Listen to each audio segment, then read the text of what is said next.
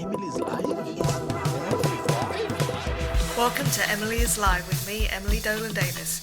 Come and hang out whilst I share my experiences in the music industry. You can ask me questions live and we can get you one step closer to your professional dreams. Emily's Live! Hi! Hello. I am so sorry. I am on early and the reason is because I've been sat in the chat for the last half an hour and I'm just when you're just chomping at the bit to kind of just get going. I'm there. Partly because I learned something new today that has made me so happy. So, David Frontman, who is one of the regulars. I've just realised I'm a bit off centre here. Not sure that my OCD is happy with that. But anyway, so David Lemids, who lives in Georgia, said that in Georgian, if you put co at the end of someone's name, it means that they're awesome. Well, you can imagine the field day I'm having in my head right now. So I'm planning on addressing everyone that is in the room right now with a co at the end, because as far as I'm concerned, if you're here in the room with me right now, you are co.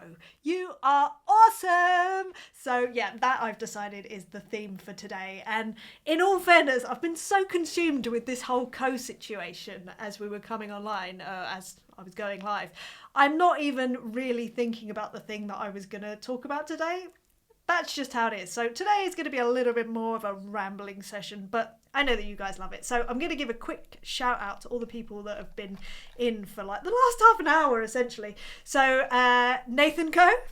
How you doing? Nathan Coe is in. We have also got... Oh, we've been talking about mince pies. Nathan Coe. He is the king of the mince pie. So if you want to know what the best mince pie is that is out in the UK right now, apparently it's Tesco's brandy and port mince pie, according to Nathan Coe. And I'm telling you now, I trust him implicitly with his judgment on mince pies. So who else is in? We have also got David Coe is in. David Frontman Limited Coe. How you doing? Joe Perkins is in, a beautiful artist who, Joe, I need to email you back. Sorry about that, but Joe Co, you rock. We love you. Who else is in? Dan Co is in.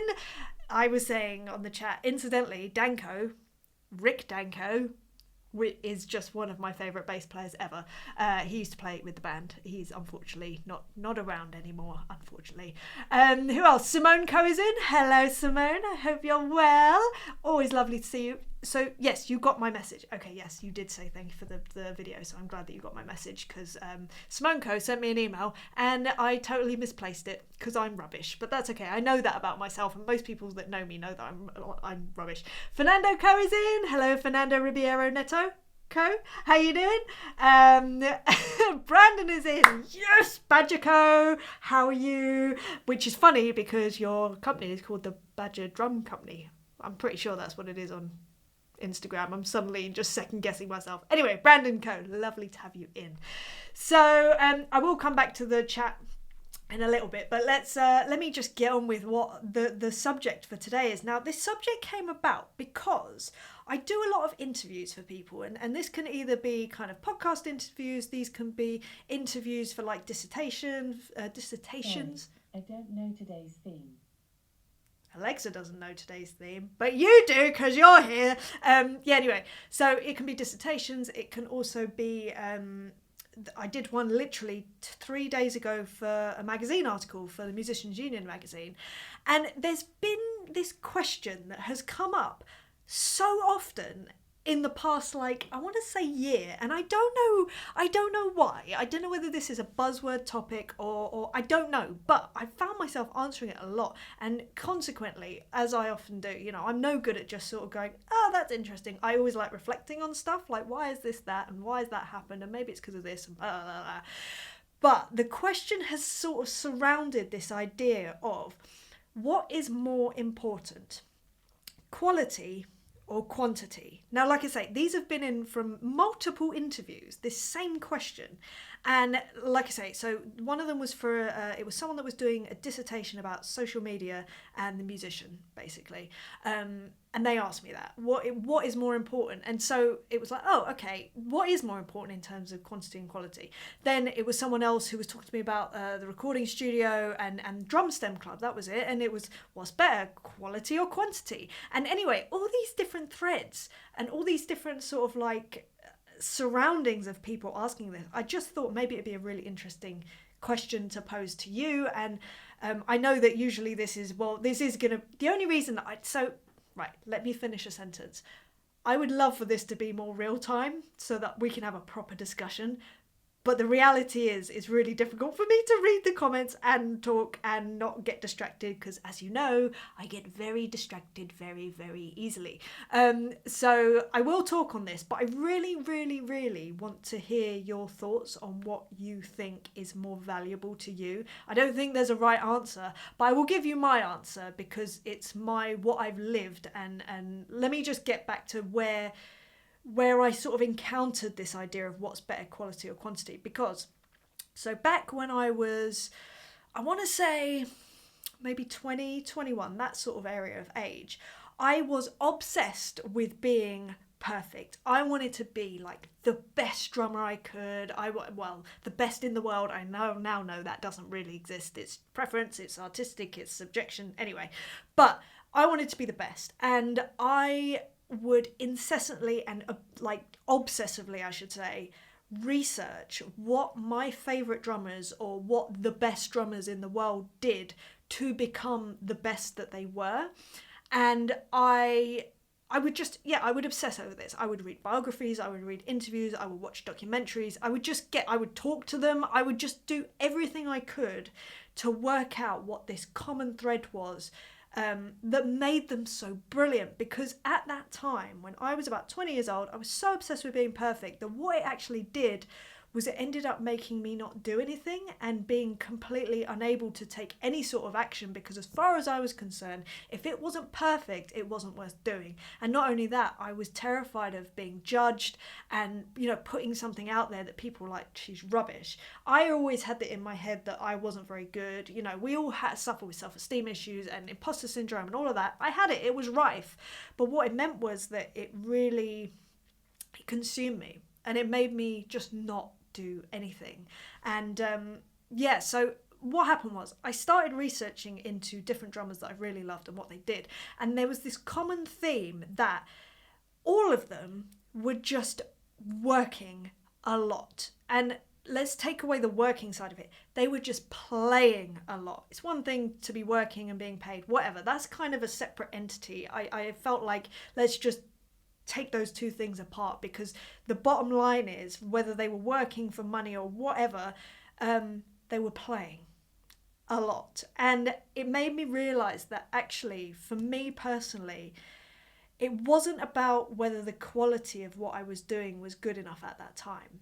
What it should have been about, and what I made it about, was just having so much experience and playing so much that inevitably my quality of playing then would go up. And this idea of just stopping focusing on anything being perfect, but just going and doing something and doing it a lot, it literally changed my life. And I feel like it potentially could have been the difference between me carrying on in my career as I have and stopping and just going, do you know what, I'm just not good enough. Because that was the underlying feeling of the whole of my life and existence, especially at that time. So I sort of realised this in my early 20s. I was already playing with a ton of people, but I really just went for it. And it was all about playing with different people. It was about playing to music, recording myself and listening back, and doing it consistently and a lot, even down to like charting songs. So we were talking about charting songs in the chat just before I came live, because Nathan very kindly said that he did a gig, I think it was this weekend or it was last weekend, with a band that had a whole set of new songs that he had never played, and what he did was charted them all. And he referenced a video that I made a couple of years ago or something about how to chart songs on drums, and he said that was really, really helpful.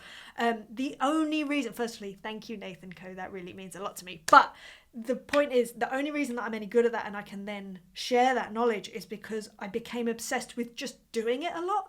When I started out, I was slow, they were not accurate, it was painful. It would take me hours to do just one chart, and these are not detailed charts, these are like roadmaps, they are very brief. But what I did was I sort of planned out, right, every day. It would start out, every day I would do one song. Just one song, chart it, move on, next day, just do one song. I may have given myself weekends off, maybe, it depends how, I don't remember that well back all the way then.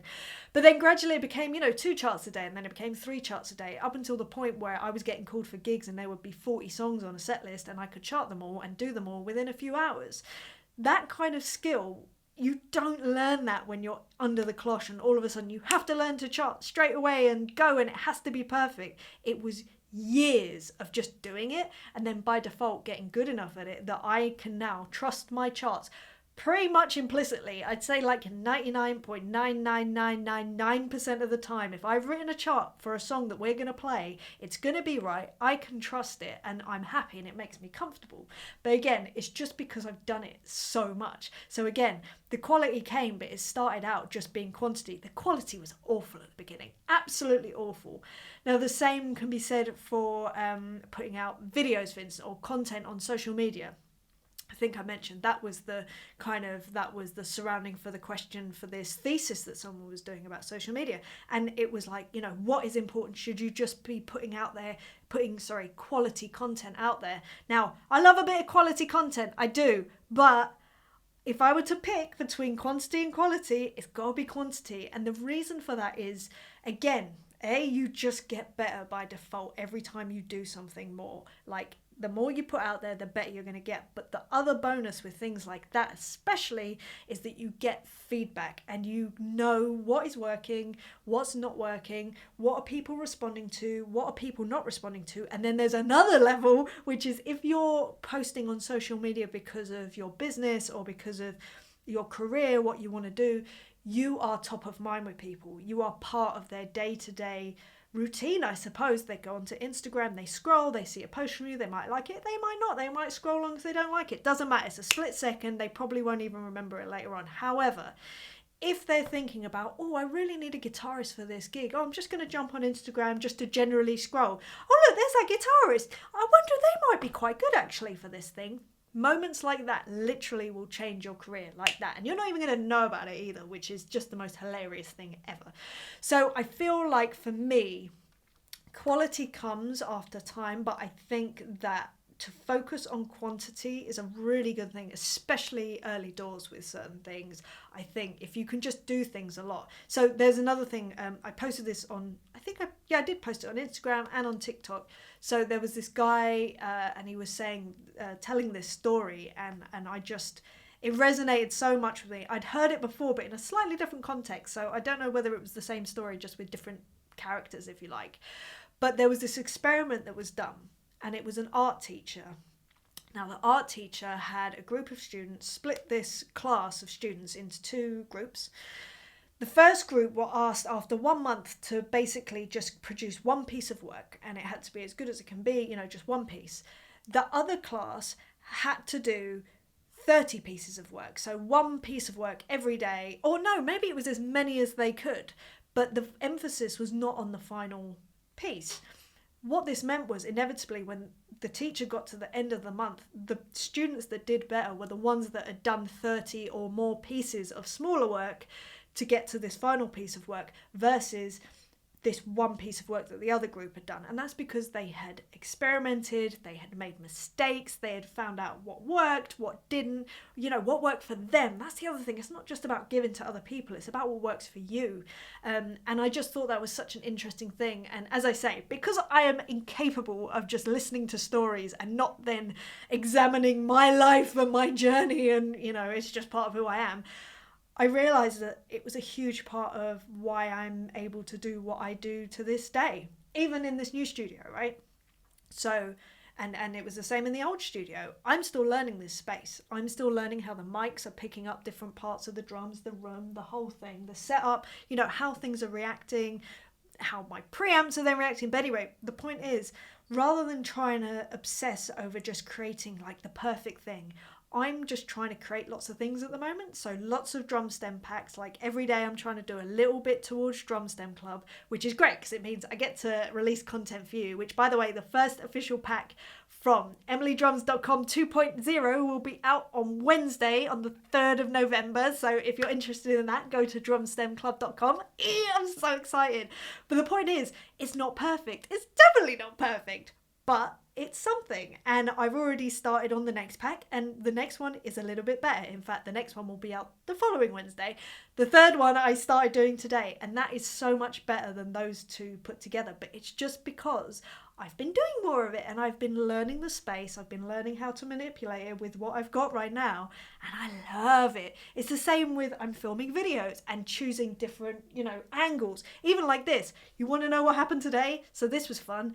So I'm recording this right now, live streaming, and if you're listening back on the podcast, I apologize you can't see visually, but I was sat here and it was like 2:30, and I realized there was just sunlight streaming in on my face, which is lovely. Sunlight, beautiful, amazing. However, not great for camera. So I was like, oh, well, I need to adjust to this. So now, do you want to see what's happened now? Let's see if I can get... There we go. Bedsheet. Bedsheet on a couple of microphone stands. But that's just what you do. You adapt and you go with it. I now know that I need to get some proper curtains in here because although it's wonderful having daylight and sunlight, actually it's not great for camera sometimes. So I think my take on it is, I think it's quite obvious what my take on it is. Whatever you're trying to do, if you feel like being perfect is stopping you from doing something, switch your focus up. Forget about perfect. Just think, I'm just going to do something every day and then move on. And it's not about, doing a little bit on one project every day. It's not even that. It's just doing something and then letting it go and starting again. Or even better, if you are strong enough and confident enough, and I'm sure you are, I believe in you, but if you're confident enough to put it out into the ether, into the internet world wide web, that will exponentially help you in terms of your productivity and then the quality of what you're doing, because it adds an element of accountability, which is really interesting, just how that affects how you do things. I'll be completely honest. So for those that were on my live streams a lot with emilydrums.com when I was doing them regularly, a big part of the reason that I was doing that was because I wanted to up my game. I wanted to up my performance skills when I was recording. And I knew that if I had an audience, I would do more. I would do more than I could do before. And that's because I was so worried of being embarrassed that it wasn't good enough that I just by default would do better. So that was actually one of the reasons that I started doing the live streams at emilydrums.com at the old studio. Now, it's not relevant now because, the level that I'm working at, I'm happy with. And I'm not saying I'm not always trying to push it to a better level. I am constantly, every day. But again, it's not about being perfect, and the quality will rise. Don't worry about that. The quality will rise. Just focus on the day-to-day little wins that you can get. Put out an extra post, do another track, record another video, and just keep doing it. And you will get better. You will get quicker. You will understand what works and what doesn't quicker. And I think that's my approach, at least, to how I approach everything that I do. So I hope that helps you in some way. But like I say, if you disagree, and I feel like people can be quite extreme with their views with this, tell me. I'm well up for a discussion. I love a good discussion, so please do. So, right, what I'm going to do is I'm going to head over to some questions that I had beforehand, one of which was Dan Lee, who was in the room before we went live and asked me something which I thought was really good and sort of actually ties in with this, so I will go to that. If you're listening back or watching back after the fact, then head to emilyislive.com and then you can join us live on the chat. We can have fun. It's a madhouse here, but we love it. So where are my questions? That's the question. Don't tell me I closed the window. I only went and closed the window, didn't I? Well, that's silly. Right, give me a moment. Sorry, I feel like I should have some da-da-da, like elevator music. La-da-da-da-da, la-da-da. Here we go. Right. So the first question was from... oh, by the way, after I do this, I will go to the room so we can have a chat. Ask any questions that you have live in the room, and yeah, we'll come back to that. So the first question was from Dan Lico, just before we went live. So in relation, so this is in line with the social media thing a little bit. Danco says, how do you know what to post on social media, on Instagram? So I was saying that I had consciously noted that he is a trainer enthusiast, a shoe enthusiast, I don't know. But he was saying, you know, oh, thank you, but I honestly don't know what to post. When I was traveling, Instagram didn't exist, so I don't know what to post. I think that a lot of people struggle with this. I think that, you know, people don't know what to post. I didn't know what to post. I really didn't. I was like, I am not interesting. Nobody cares. Like, why would I? And this is the key. I was so focused on me that I hadn't realised that the real power is when you focus on your audience and what can they get from your feed. Now, this can be just a direct influence of you as a person, or it can be in relation to a business that you have, or whether it's you as a professional career player or whatever it is. I think if you can focus on your audience and how you can help them, and they say that there's 3 main types of content that really go down well on social media, and that's if you can entertain someone, if you can educate them, or if you can inspire them, maybe? I don't know. I think those are the 3. And I think if you can find out ways that you can do that for your audience. So Dan, I don't know, maybe you want to educate people on shoes and why you love them so much and show people your personality. That's amazing. If you want it to bring it back to your drumming, then maybe there are bits of content that you can put out there that will help your ideal fan. Like, who are the people that are on your Instagram feed or that you want on your Instagram feed? Is it other drummers? Is it musical directors? Is it people that you want to record for? Is it, you know, you just want an endorsement with the best shoe company on the planet, who I don't know who that is because I'm so not into shoes, but there we go, that's just me. I literally, yeah, you would be appalled by my shoe collection, I'm pretty sure, Dan. But my point is, if you can kind of put yourself in your audience's shoes and go, right, what would be beneficial for both of us? How can I entertain them? How can I inspire them? How can I educate them in some way that will keep people coming back, keep people engaging with my content, but on the flip side, also helps what I'm trying to do as well. So my social media feed personally, it's all about obviously giving away free materials like Drum Stem Club for other musicians. That hopefully inadvertently will lead to us working together through a bespoke drum track through emilydrums.com. If it doesn't, that's fine too. I still get to hear what amazing creations people do with Drum Stem Club, which gives me so much joy. And then another strand to my brand, business, Instagram feed, however you want to say it, is helping other musicians to reach their professional goals. And that can be through videos of me talking like this, like little snippets, or it could be infographics, or it could be just an inspiring picture with a little story underneath it. Really, there is no hard and fast rules. And for me, social media is very much a playground of creativity, and I really enjoy kind of just working out what works and what doesn't and all that sort of. I find it really fun. I think I'm a little bit strange in that way, but it's fine. I don't mind, and the more that I do it, the better that I get, and that's what it comes back to, that sort of quantity versus quality argument. So Dan, I hope that helps in some way, and all else fails, then just post those pictures from when you were traveling. Right, so second question today. Where and how is the best way to learn rudiments? Is it just practice, practice, practice? And where can you find out how to break them down into manageable exercises? Thank you. So, right, the best way to learn rudiments, this is not going to be the best answer ever, is just to play them a lot. I'm not going to sugarcoat it. Rudiments can be very dull. Very dull, for me at least, and it's usually when I'm just on a practice pad doing rudiments. Good for warm-ups, actually, I will say, like before gigs, very useful. But in terms of practicing rudiments, I think you have to make it interesting for yourself. So whether that's playing rudiments along to a song, I used to do that. So you would like substitute, say, one of the stickings with a foot, like a kick drum or hats or whatever, depends if you're left or right-footed, just making it interesting, like holding your attention, getting more creative with it, and not sort of just leaving it in the confines of the rudiments.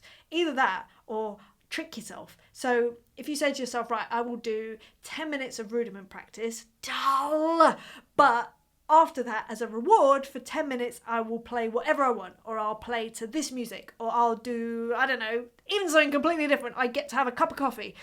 Whatever it does, whatever you need to kind of trick yourself into doing it, because at the end of the day, all drumming is based on those rudiments. If you can do those and have them down and have your dexterity down, it's like learning the language of the drums. And if you don't learn the language, then you can't speak it, which means that you can't say anything when you're on a gig and you're trying to have a conversation musically with other musicians and in turn then with the audience. I don't know if that's a bit deep and sounds a bit crazy, but that's literally how I see rudiments, stickings, you know, just playing generally is conversational. It's never, or very rarely, a monologue. And even that would be a drum solo. And to be fair, I'm not a big fan of solos. I like conversations. I like connections. I like people. That goes behind the drums and away from the drums. So that's very much my sort of take on it. So yeah, trick your brain is my advice on that front. And someone else, I have a feeling this might be Nathan that asked this ages ago, but maybe not. And it's very simple. How do you get so much done? I use a number of methods. There's this method called the Pomodoro Technique where you concentrate quite intensely for 25 minutes and you take a 5-minute break. I do that in blocks of 4. And when I make a plan. I should say that first, really. I make a plan of what I want to do with a goal. And then I will concentrate really intensely, like all other things are put aside. I'm not interested in anything else. It's very tunnel vision, and I will just concentrate on that one thing. And it might be like batching a bunch of social media posts, like creating content for 2 hours.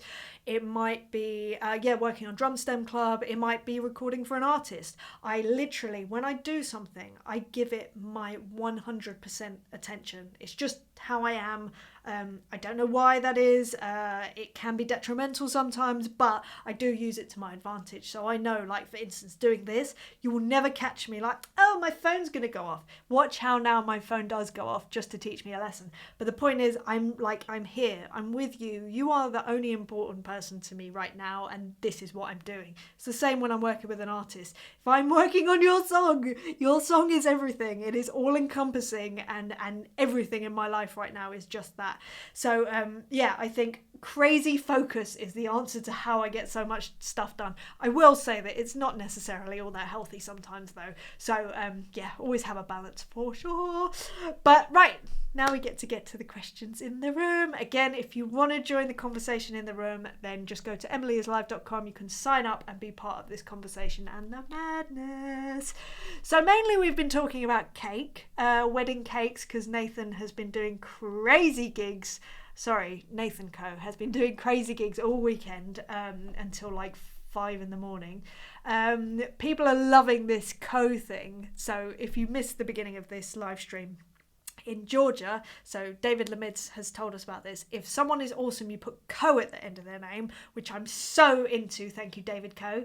I will say also, someone who may even be in right now, I don't know, but who has been in a lot is Makiko, who is Japanese. But so would we call Makiko Makiko-ko? Because I'm all for it. I'm about it. I'm all about it. So, right. Let's see what else has been happening since I've been rabbiting on. So Nathan Co says, haha, mine sounds like a Yorkshire person saying no thank you. Nathan Co.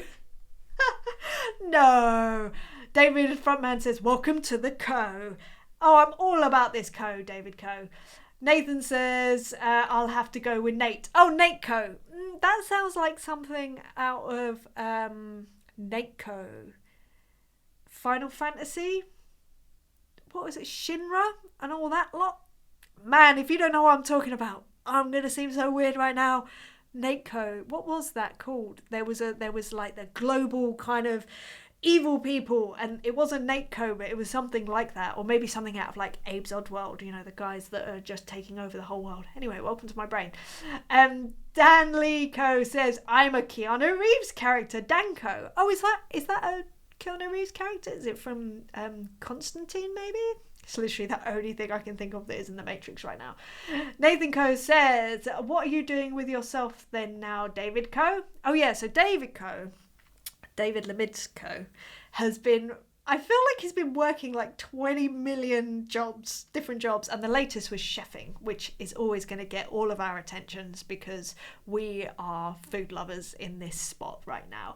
Brandon Co says, you look so happy and excited. I gotta go for a doctor visit, but it should be quick and I'll get back on. Brandon Co, well, if you do, then it will be lovely to see you again. If not, I hope the doctor appointment went well. I had an appointment today too. I had to have a cervical screening. Oh, it was gross. I hate it. I think most women do not enjoy it.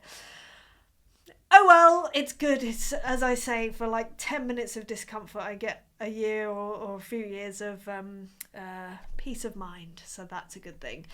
Adam Stanley Drummer's here. Hello, Adam Co. How are you? I hope you've been here since I've explained about the Co thing. Otherwise, you're going to be very confused. So, Adam Co says, "Hi Emily, the studio's amazing, and I'm very jealous of your wood floor." I mean, I'm really sorry you're jealous, but thank you at the same time. Currently listening to you with a click track blasting my ears out while I get my practice in. See? Adam Co is doing the correct... This is another way, a good way of practicing rudiments. Give yourself a reward. So Adam Co, bless him, for some reason feels that, you know, that this is, well, if I was in his spot, I should say, I would consider this a reward whilst I'm doing my rudiment practice, or I'd listen to a podcast that I really like, although it is difficult with a click, I suppose. But maybe watch a TV program that I really like. I would practice at the same time as doing rudiments, so that at least it's not like there's something to look forward to either after or during whilst you're doing it. In fact, today I was doing some bodyweight exercises. I was listening to a podcast episode at the same time, because to me it's like, right, in my head, the rule is I'm only allowed to listen to that podcast when I'm working out. It's crazy, but it works and it makes me do it. So yeah, if you can find things like that to like, I don't know, maybe you can have like a foot spa whilst you're doing your rudiment practice. That'd be cool. Yeah, there's a million things that you could do. Maybe not a million. No, there must be a million things that you could do. So yeah, just try some stuff out and see what works and what is fun. Make it fun. Simone Co says, "Yay, I'm awesome," sings the Lego movie theme in my head. I love that. I love how random that is. Well, it feels random, maybe it's not. Jed Co's here. Hello, Emily and friends. I'm on the road in a wet Bury. Catch you soon. Bury? Yeah, Bury. It's incredibly sunny here today. Yesterday was like biblical wind and rain. I don't know what was going on. It's still pretty windy actually today, but the sun is out to the point, like I say, I had to put up a bed sheet in the middle of the window to stop the sun from hitting my face to like completely wipe me out. So Dan Lee said, "Hello Jedco," or "Hey Jedco." Nathan Drum says, "NATECO is the Department of Physical Geography and Ecosystem Science in Sweden." NATECO, how do you know these things? Man, you guys are just so clever. I learn something new every time I'm on one of these lives, I've got to say, and I love it. I love you guys for it. So David Co says Nathan Co, Nathanico. Nathanico. I quite like that. That's quite sweet. It's quite a mouthful though. Nathanico. Thank you, David Co. Matthew Hecker is here. Hello, Matthew Co. Hi, Emily. Good to see you live again. Matthew Co, it has been forever. How are you? What have you been doing? Where have you been? Tell me about what's going on with you. Nathan Timothy Co is here. Hello, Nathan Co. How are you? And thank you for your email about that session. Yes, I will be in touch with John soon. John Co. Soon. That's very exciting. Yes, I need to sort that out. Joe Perkins Co. Hello, Joe Co. Sounds like Costco's rubbish rival. Joe Co. That's pretty good. That's one of my favourites, I've got to say. Joe Co, how are you? Are you keeping well? So everyone's saying hello to Nathan and Matthew. So Simone Co says, Simone Co sounds like Japanese clothing. It does. I like that. Simone Co. Yeah. I'd wear a Simone Co any day of the week. And Dan Lee says, haha, I'm not going to say it. Alexa Co. Oh, she heard me. Alexa nothing. Co. She's quiet. I can't say that word again because we don't need her going off on one. David Co says to Nathan Co, I'm doing well. I'm in some project. No worries about the kitchen. David Co, you are the busiest person. You are one of the busiest persons. People that I know for sure. Nathan Co says, good man, David Co. You are a good man, David Coe. Nathan Coe says, I'm on my mobile, by the way, so sorry for the poor tagging. It's fine. I'd love to say that it made a difference in how I'm able to read things. It doesn't, because my brain just goes all over the shop. So Graham Wilmot is here. Hi everyone. Hello Graham Coe. How are you? I'm recording for you on Wednesday and I am excited. I am so excited. Oh, it's so good. Yeah, Wednesday. I'm pretty sure it is. Sure it's on Wednesday. I'm really looking forward to that. It's so great to be able to be back in the studio and just playing and getting to play for people. In fact, so Stuart Coe, who was here earlier, we were on a call earlier about a track and he sent me through this wicked blues track, and I was saying, I don't know whether people know this as general knowledge, but my background in drumming and how I was brought up is in blues. My dad is a guitarist and he used to always play a lot of blues guitar and used to take me and my sister to blues jams when we were kids, like tiny, like 5, 6, 7 years old. Pretty sure it was very illegal, but it's fine. And so that was very much our surroundings growing up. And then when I started playing the drums, my dad was like, okay, let's go to some blues jams. And that's how I started playing live, was playing with people that were, I mean, sometimes like 8 times older than me, 7 times older than me, and we would be playing these blues songs and I would learn how to, you know, take cues and lead and, you know, all this amazing stuff that you can only learn from playing live. And it all came from blues. So whenever I get sent a blues track, I'm like, oh, my heart, my heart. So I'm so happy, and I can't wait to work with Stuart on that. So, Dan Coe is saying hi to Graham, as is Nate Coe, and David says that he will tell Nathan more about his new job in the chat. Okay, so Ali Coe is here.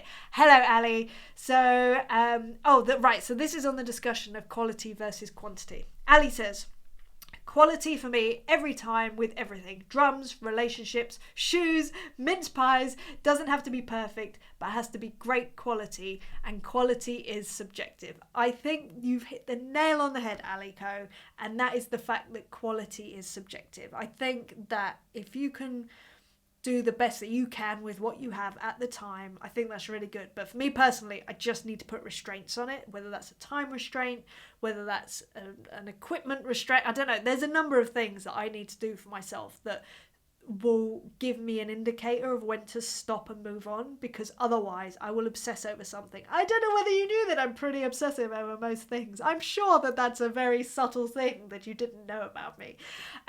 So yeah, I think, but as I say, for me personally, the more that I do something, the better it gets. So of course my aim is quality, but if I aim on quality, I don't get much done. If I aim on quantity, I get a lot done. And then the quality happens to go up. So that's why it works for me. But I totally get the thing of concentrating on quality if you can without it being a hindrance to yourself. It's just how my brain works. And Dan Lee says, I agree on the mince pies, Ali Coe. Yes, Dan Coe, Ali Coe, I agree too. Mince pies, we don't need to go for quantity. We can just go for quality. And Nathan Coe is going to always tell us what the best ones to go for are, basically.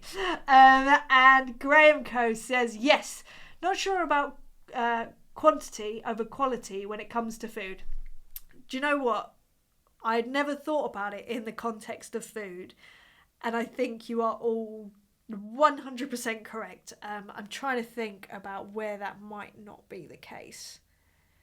Again, I guess it is subjective as well, so it is difficult, because for instance, I love those gold coins, which the quality of chocolate in those gold coins is not great, but I love it. It's like advent calendar chocolate. It's cheap.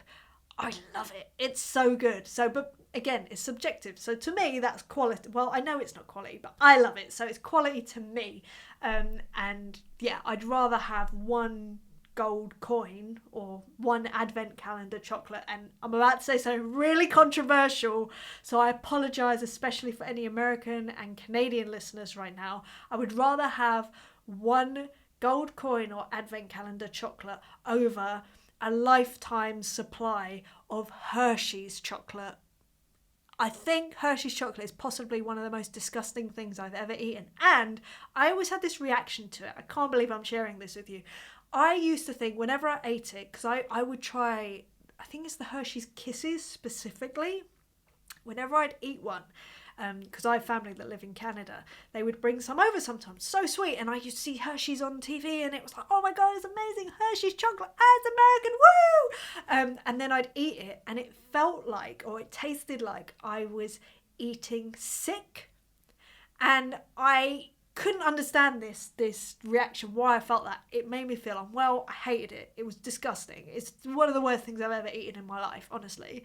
And I didn't get it. And then my sister, I want to say like 2 years ago, found that actually there is an ingredient in Hershey's, this is crazy, that is the same or similar to bile in the stomach. And that's why it's got that awful taste. And yet people really love Hershey's. So yes, 1 gold coin or advent calendar chocolate over a lifetime of Hershey's. I'm really sorry if I've offended anyone by bad-mouthing Hershey's. I just think it's horrendous. I don't mind the, oh no, they're not Hershey's, that's Reese's. Is it Reese's peanut butter cups? I like them. I don't think they're Hershey's. Anyway, Ali says, Alico says, and shoes, Danlico? Yeah, shoes I guess would be the same. It's more about the quality over the quantity. Nathan Co says, okay, so that didn't work. I've been staring at the intro screen with no sound until just now. I'm confused. Nathan Co. Have I done something wrong? Are you staring at the intro screen and I'm being an idiot? As far as I can see, you can see me right now, but please tell me if I'm wrong on that, because that's quite important. This is turning into an audio experience for everybody. So Dan Lico says, sometimes shoes, Alico. Oh, right, okay, so sometimes it is a quantity over quality thing. See, this is the thing. It's not a hard and fast rule, I feel like. Nathan Co says, I'll watch the start back later. Nathan Co, I'm so sorry that I feel like I've dropped the ball, but I have no idea how I have, so I apologise in advance. Nathan Timothy Co says, good stuff, Em. Thank you, Nathan Co. David Co says, what about quantized quality? David Co, you're blowing my mind. I don't even understand the question, because when I read the word quantized, I think about drums and quantizing drums, but I'm pretty sure that's not what you mean. So quantized quality, that is not computing. That is not, I have no idea. I know I should know what you mean. I have no idea. Dan Lico says, great content, and thank you, Dan Lico. I'm rambling. You do know I love a good ramble. Alico says, there you go, David Frontman Co. Quantized quality. Oh, have I answered the question without understanding it? Because I'm a fan if I have, because that saves me being really confused. Simone Co says, this resonates with so many things. I'm so glad, Simone Co. That's really cool. Graham Co says, in most things, I tend to obsess about the quality. For recording music, I made a conscious decision that I was going to worry less about perfection and embrace the imperfections. Has really helped. Graham Co, I am so with you, and I rationalised it like this.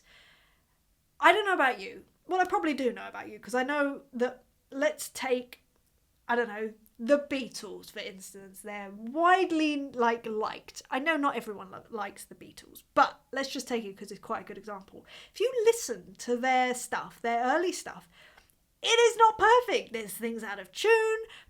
There are mistakes, very obvious mistakes, and yet they are renowned as being this brilliant, unbelievable band. So I'm not being funny. If the Beatles can make mistakes, we can make mistakes. Same with should I say that? So if you go back to like 70s funk music as well, or like maybe even a bit earlier, a lot of that stuff, the tempo speeds up and slows down. Now in today's standards, that would constitute as being bad, because things are speeding up, and they shouldn't. They should be not on grid, but they should be in time.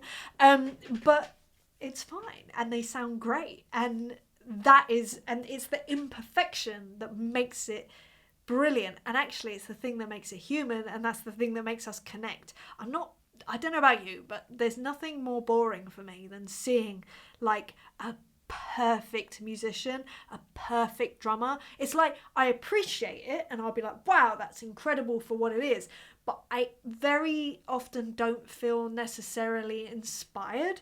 If I see someone's human side, like let's say they're playing the drums and then they make a mistake or whatever, that endears me instantly. And I'm like, oh, I feel connected to you. You are not perfect. I am not perfect. Cool. Let's call the whole thing off. I love it. I absolutely love it. So Graham Coe, I'm glad that you're embracing the imperfections because I think it's the things that make things so special. David Coe says, for me, quantity is important with quality. It's also great when I have more material to work with.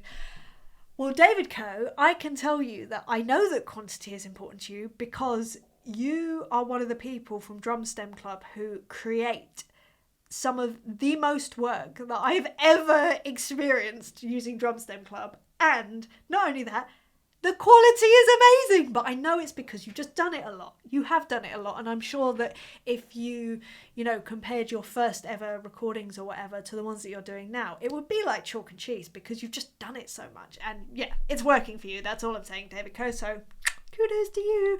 Ali Coe says, in the context you're describing for quantity, I have to agree. Oh, awesome. Well, Ali Coe, I've got to say, in the context that you were saying, I'd have to agree with you too.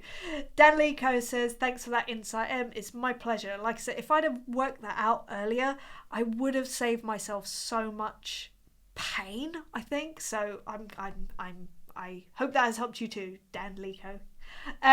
So Simone Coe says, I worry about both quality and quantity with my projects, but I put content out anyway.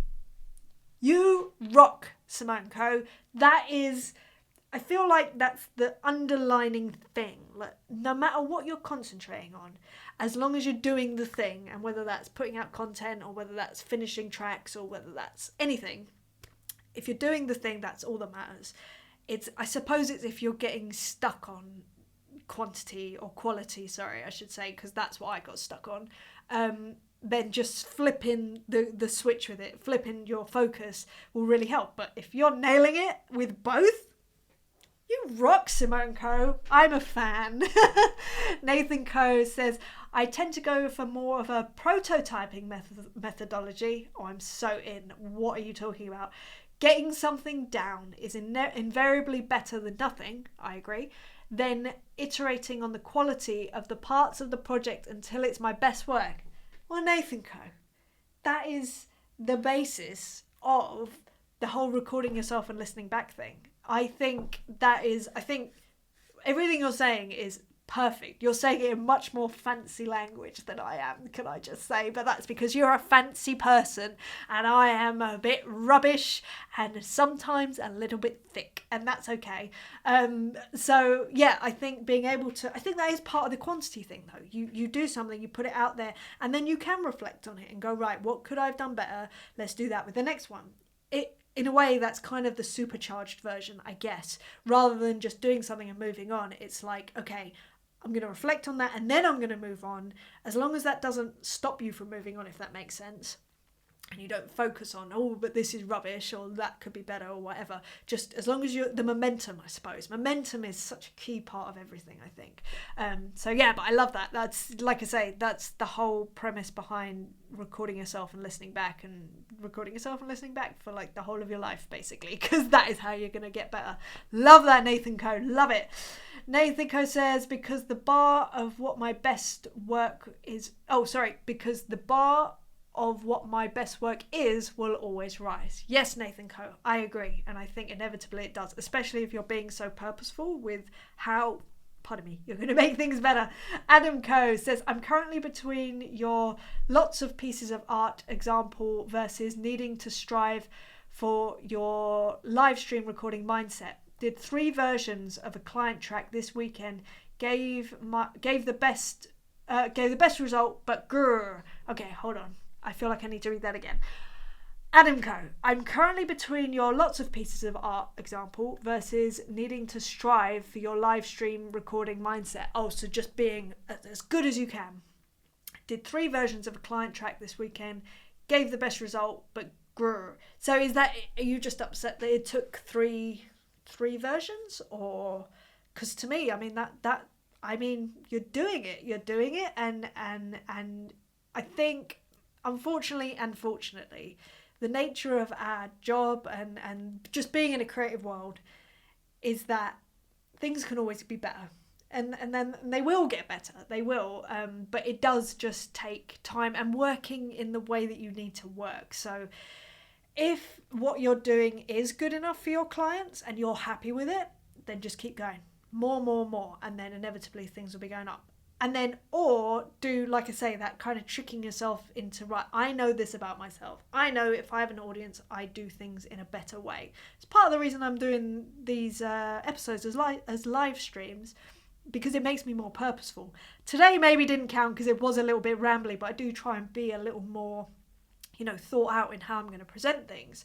And I'd like to think that, my first ever episode of A Drummer's Guide 2, which was my original podcast versus this one right now, is miles apart. And I'd like to hope that this one is better. It may not be in some people's eyes, but to me, I think it is. And that's all that matters to me. And that's fine. I'm okay with that.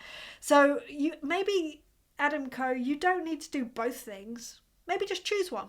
And just don't put too much pressure on yourself. I know you and I are very similar in a lot of ways in putting pressure and wanting to, really go for it. But whether you like it or not, you're doing the thing. I know you're doing the thing. I see it often, and you're doing it really well, really well. So just keep doing it. And unfortunately, there is also an element of time and patience that these things take. And that's, I think you've just got to make peace with that also. Sorry, my shoulder really hurts. So Graham Coe says to Nathan Coe, very true. There's always a better best to be found. Yeah, we can all be better. We can always all be better at what we do. But I think that there's kind of like a healthy way of doing it, if that makes sense, and a less healthy way. And I'm not saying that I do things in the most healthy way. Absolutely not. I've definitely done things to the detriment of my brain in certain ways, but I try and be better. That's the main thing. I think if your intentions are good, then that's good. Nathan Coe says, exactly, Em. Sometimes the band and music will lead you in a new direction one night, and the rudiments / language, I don't know why I just did that, quotations, the rudiments / language will help keep up with them. Yeah. 100%. So this Nathan Coe is talking about learning rudiments, and yes, it can be pretty dull, but it gives you a baseline of how best to communicate with other musicians on any gig, because they are universal. It's like learning how to read music, for instance. That is a universal language, so it doesn't matter where you are in the world with people that may not even speak the same language as you, like in speech, but you can still communicate musically. And it's the same with rudiments. You hear something, you are able to react, you are able to, add, you are able to know when to not add, and all that sort of stuff. But that only comes with the ability to do everything that you want to do, and then you can choose what you want to say or not say, and how to highlight other instruments or vocals or all of that sort of stuff. But unfortunately, it does come with that baseline work that you have to do on your instrument. And obviously for drummers, it's very much it's rudiments, and it's playing to a click, and it's also interpreting and listening to other musicians on stage and in music and all that sort of stuff. So I hope that makes sense. Carl Bayliss Coe is here. Hello. Damn it, you didn't wait for me. Carl Coe, I'm so sorry. And by the way, if you are wondering about this Coe thing, it means you're awesome. If you put Coe at the end of someone's name, it means they're awesome. And David Lemidsko told us about it. It is a Georgian thing. We are loving it. So, Carl Coe, it's lovely to have you in. Nathan Coe says, Pomodoro! Yeah, so the Pomodoro Technique is... Dan Coe says, Pomodoro Coe. So the Pomodoro Technique is that thing where you work for a set amount of time, you have a break for a set amount of time, and you keep repeating this. For me at the moment, I'm doing 25 minutes work, 5 minutes break. And then I set them in like 2-hour blocks. Every 2 hours, I have 30 minutes off. So that's how I'm running my days at the moment. Sometimes I do 4 blocks in a day. Sometimes I do 8 blocks in a day. Sometimes I do 12 blocks in a day. Less likely the 12 blocks. Excuse me. I'm really, my breathing, it's my nasal passage is having a nightmare, so I apologise if I'm a bit sniffly. It's not on purpose. Simone Co says, hit the like button, please, guys. Simone Co, I love you, because these are the things that I forget that I should be saying. Should is definitely in inverted commas. So yes, if you are enjoying this, please subscribe and like and share and do all that fun stuff. And if you want to join in on the conversation, go to emilyslive.com and sign up, and you can come and ask questions live or before or after the live stream, and I will always endeavour to answer them, whether that's in the session as a short question, or if I feel like it's a bigger topic, I will create a whole episode around your question. Yes, thank you, Simone Co. Thank you for reminding me to do that. Ali Co says, I have a love-hate relationship with stick control, but if I practice it to music, I get through it much happier. Ali Co, stick control is the love and the bane of my life. At least you're in good company, and I'm not just talking about me. I feel like every drummer worth their salt knows that book so well and feels exactly the same way. It's an amazing book. It's a painful book. I love it and I hate it, and I would never not want to have it in my life. So Alico, you're in good company there. Dan Lico says milk powder substitute. Nateco. Oh man, that's good. I like that. Carco says Nateco sounds like a budget supermarket. Oh, Nathan Co, I'm so sorry. In fact, both Nathan Co's. We got two Nathan Co's in the house right now. So Carco says trying to do the day job and chart out some songs for another new band. Yes, Carco, go on there. You can do it. Charting is a new one for me, but the old brain is starting to fail. Carco, I'm telling you, man. That's the brilliant thing. You know how awful my brain can be, but I know that if my chart is there, I can rely on it, which is way better than the brain. I think you're pretty much saying that. Yeah, that's exactly what you're saying. So you don't have to rely on your brain. Carco, I'm with you. I don't know whether you ever saw my video about charting, but if it does help you, it's on YouTube. If you just search for A Drummer's Guide to Charting or Emily Dolan Davis Charting. There's two videos up there. One of them is real-time charting for some songs that I had to learn for a jam session. And then the other one is kind of going through it a little more methodically of how I do it. So watch those and hopefully they'll help you. I hope, fingers crossed.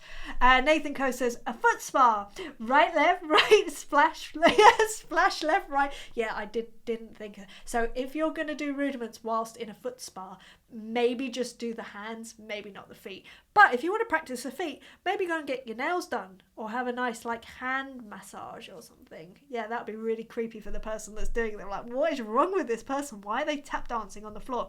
Tap dancing apparently is very good for drummers too. And breathe. Hannah Dolan Davis Co is in the house. Hannah Co, hello. Am I seeing you later? For Lorien. I hope so. We'll be around at about 5:30, I think, after dinner. David Co says Alexa is Alexico.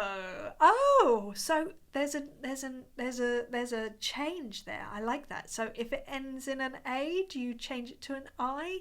Might be too much of a rule for me to remember. So that might be the capacity of my brain right now, I've got to be honest. So Adam Coe says, rudiments, pad out while switching half your brain off, watching rubbish series you won't tell your friends you enjoy. So, sorry, let me read that again. Rudiments, pad out while switching, right, so practice on your pad while switching half your brain off, watching rubbish series you won't tell your friends you enjoy. I have a suggestion for one of those series that you shouldn't tell your friends that you enjoy, and one of those for me is Married at First Sight Australia. Yes, I'm that girl. That is what I am watching sometimes when I have time, which is not often, I'll be honest. Zoe Coe's here. Hello, Zoe. I feel like this is the second week in a row that you're here. It's lovely to have you, but lots of love to you too, Zoe. Lovely to see you.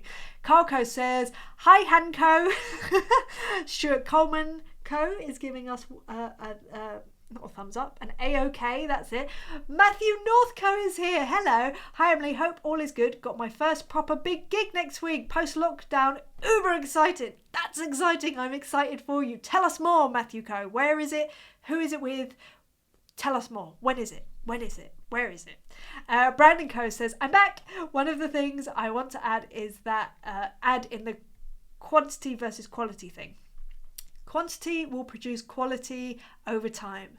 Yes, Badger Co, I agree. I saved it as a timestamp. It's great motivation to see progress. Dude, I think you're right. I think you're right. I think just being able to look back on stuff and then notice how far you've come. It's very hard to realise how far you've come unless you really do record it and then like listen back or watch back or whatever that version is for feedback for you. I think it's so powerful. It's so powerful, and if you can work it out what works for you, you're quids in, as I would say, quids in. Oh, both Dan Co and Nathan Co have had messages retracted, which is always fascinating, always. Nathan Co says, I'm with you on the Hershey's chocolate. Nathan Co, another reason that I love you. Thank you for saying that, because I was like, I'm about to start a riot, I'm pretty sure, because I feel like people are quite, fanatical about Hershey's, I think. Alico says, lol, totally agree on the Hershey's. It's just not chocolate for me. It is really sickly. Literally sickly. Literally, Alico. Oh, it's awful. Oh, I'm so glad. So Simone Co said, I tried Hershey's and I hated it too. Sorry. Oh, I'm so relieved that I'm not the only person that I'm finally admitting to this thing. The only person that really knows my disdain for it is Hannah, is my sister, Hannah Co. Sorry, Hannah Co. Hello, Hannah Co. Nathan Co says, gold coins have a nostalgic quality. Yes, they do, Nathan Co. I agree. Graham Co says, don't think anyone else outside the US will find M's opinion on Hershey's controversial. Graham Co, I think you might be right. But this is, I mean, I will say that the Americans seem to be pretty quiet right now, and I really apologise, but I can't help the way I feel. And Nathan Co is laughing. Graham Co says, gold coins make it feel like it used to be when coins were properly big. Yes, although even the chocolate coins have gotten smaller, I will say. Alico says, so that's why it tastes so sickly. Yuck. I know. How is this not common knowledge? It's pretty crazy. Did I say Alico? Sorry, Alico. Nathan Co says, Emily, the YouTube app just didn't update when you went live. Oh, I fired it up on my browser to check why you had been silent for 6 minutes and you were on there but not on my phone app. Nathan Co, thank you for checking. Yeah, sorry about that. I'm really lucky. I don't run the YouTube app, thank goodness, so I don't know what happened, but I'm really glad that you sorted it out and I really appreciate it. Always lovely having you here. Matt Black Co is here. Question for you. Right, before I read this, let's just give ourselves a bit of a warning. Matt Black loves asking me awkward questions, and I'm going to give the most unsatisfying answers for him. So let's see what Matt Co has to say. Matt Co says, question for you. Would you rather be forced to sing along or dance along to every single song you hear? And by the way, hello! Sing along or dance along? Forced to sing along or... I mean, I'll be honest. Okay, Matt Black, I don't know whether this... I'm so sorry. Matt Black Co. So, if I was singing along, would it have to be audible or can I just mouth along? Because I kind of already do that. My singing voice is pretty bad. But in saying that, my dancing is not much better. I know what I'd do. Okay, Matt Black Co. What I would do. Again, this is so unsatisfying. I'm so sorry for what I'm about to say. You're going to hate me. I would elect to switch it up. So one song would be sing and then the next would be dance and then just alternate the two to make it interesting. Do you see what I mean? I can't answer a question straight for Matt Black Co. I don't know what it is. Matt Co, I'm sorry. I'm so sorry. That's the worst answer ever, but there we are. Simone Co says, I enjoyed A Drummer's Guide too, even though I don't drum. Oh, thank you. That's so kind of you, Simone Co. That means a lot. Yeah, I again, really enjoyed it. It went. How long was I doing that for? Maybe 2 years. It's got over 100 episodes. In fact, well over 100 episodes. And I really, really enjoyed it. But I think what happened was I realised that the live element was missing for me, and I really enjoy the live element. So that's why this new version is kind of the new version. And also, exactly what you're saying. Actually, I feel like it was geared towards just drummers, but actually the things that I'm saying aren't drumming related really. They're kind of more global than that, like any musician or, you know, any creative, or even just people that are not even in the creative industry. So I that's why I kind of wanted to rebrand, if you like, to Emily is Live, because it kind of works better. I think I might be wrong, but again, it's part of the quantity versus quality. We shall see. So David Coe says, let me correct how to put Coe. So Emily Coe, Nathanico, oh, Adamico, Alico. Oh, so right. Okay. So does that mean Davidico? Davidico? So Emilico,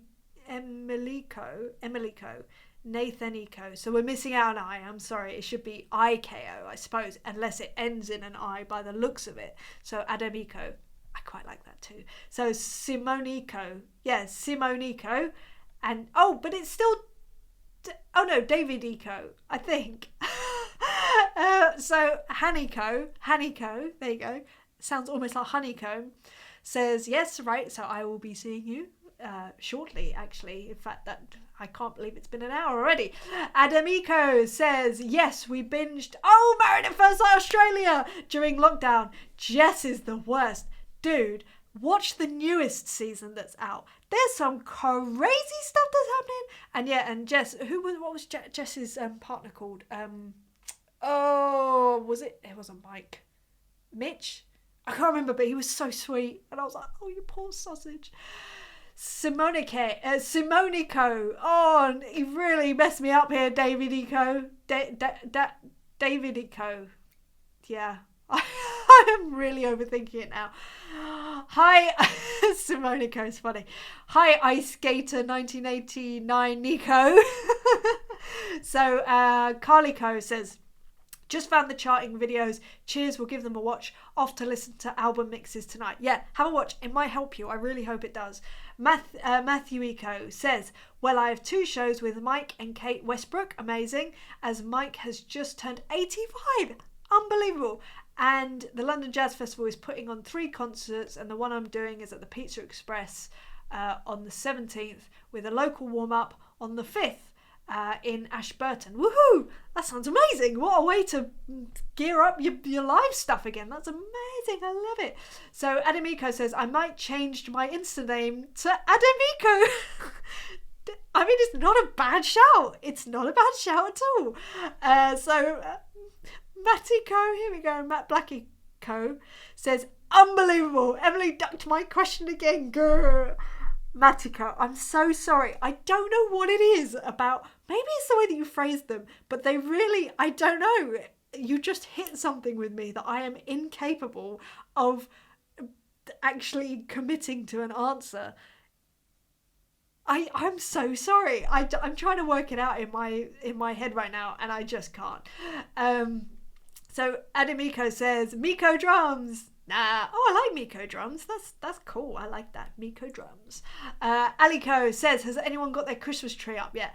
Alico. So Tone said to me the other day, he was like, I mean, we could just get a Christmas tree. Oh, no, not yet. He loves Christmas even more than I do, and I love Christmas.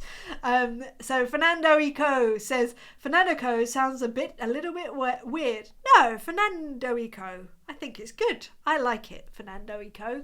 Adimico says, Nick, that's it. Nick was Jess's dude. Haha, got the blood boiling watching that. Ha ha ha. Adimico, honestly, watch the latest series of Married at First Sight Australia that's out on E4 at the moment. It's season 8. They missed the season 7 over here, but let's not get into that.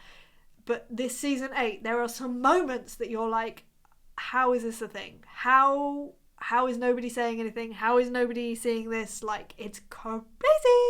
By the way, super glad that I'm not the only person that is watching Married at First Sight Australia. So Simonico says, did you voice and play the intro to A Drummer's Guide to Emily Co? Yes, I did. So the drums part was one of Drum Stem Club's packs, and I can't remember which one it was. I want to say it was 16 hours maybe. And yeah, the A Drummer's Guide to was literally me just recording it and then pitch shifting one up and one down, because I'm just, I was like, look, this is just, and it was a spare of the moment thing. It's very much how I roll. It's like, right, I need to create a thing, so let me just do it. Again, it's this quantity versus quality. I tried to not put too much emphasis on the quality. I'm like, right, this is just what it's going to be. Because if you think about a lot of things like theme tunes, for instance, you just take them that's what it is. You don't actually think, well, a lot of people don't often actually analyse it, is this good or is this not? So I just thought, you know what, that's not the thing that matters. The thing that matters is me being here right now talking to you. So everything else is kind of like, if it's done well, that's nice, but it's not a deal breaker. So that's kind of my thinking with all of that. Steve Shafico, hello, great to see the new studio. Stevico, it's lovely to see you, and thank you very much. I'm enjoying it immensely, like you could not believe. Brandinico says, ouch, your screening does not sound fun. My cervical screening, not fun at all. Mine was a therapist appointment. Well, Brandinico, thank you for sharing that. I have a therapist appointment that is on Thursday, I think, at 4:30 CBT. I absolutely love it. My lady is amazing and she keeps me fairly level, which, as you can probably see, is saying a lot. Can you imagine what I'm like without? Matiko says, what co would Yoko Ono be? So Yoko Ko Ono Ko? Yeah, it must be. Is it not? I mean, I'm sure David will reply if he's still here. So Yoko Ko Ono Ko. It starts to sound like Backslang. Here's a question. Does anyone here speak Backslang? And not Pig Latin, but Backslang. So if I would say, hi, my name's Emily, it would be have a guy, mother guy, never gay, mother gays, ever gay, mother girl, never gay. Does anyone speak this language? Because as far as I know, it's me, my sister, Tony understands it, my dad understands it, and maybe a couple of other people can speak it, but it's it seems like a North London thing, really. David is here. David, what would Yoko Ono be co-wise? Would it be Yoko Ko Ono Ko? Is that right? Buzzing Rock says, nice to see you, Emily. Thank you so much. So lovely to see you. And Brandon Co says, Ali Co, we never took ours down. Needed the extra happy vibes. Yes, Brandon, that's wicked. I like that a lot. I really like that. I'm going to get a little Christmas tree for the studio, I think, just to put on the desk somewhere. I saw one yesterday and I kind of regret not getting it, but even for me, it's a bit too early. Animiko says, I have to go, but this has been awesome. By the way, I love your stereo bar setup, including the yellow cable. Yes, it's not discreet at all, but thank you very much. Yeah, it's just so that I don't have any phase on my overheads, because I'm a nightmare with phase. I find it really hard to deal with, so that was my way of dealing with it while still being able to keep the coals. And the yellow is so that I know where it's rooted and it's easier to sort out. Ali Co says, haha, Brandon Co, I love that. Totally get it. We didn't have one at all last year, so I'm itching to get the Dexon tree up this year. Oh, brilliant. And David Co says, David Co says, yes, I'm here. Anyway, on that note, I'm going to call it. It's been so nice hanging with you, and thank you for sticking with me with the incessant co's, but I love you guys. What can I say? Like, this has been so much fun. As I say, if you want to join in next week and be part of the conversation, then just go to emilyslive.com and you can register there. And yeah, I hope you guys are keeping well. Enjoy the rest of your week, and who knows what I'll be back talking about next week. Who knows? But thank you for joining me. And as Simonico always says, like, follow, share, and yes, and sign up. emilyslive.com. All right, lots of love, you guys. I'll see you soon. Bye. And Emily is love, ooh yeah, Emily is love.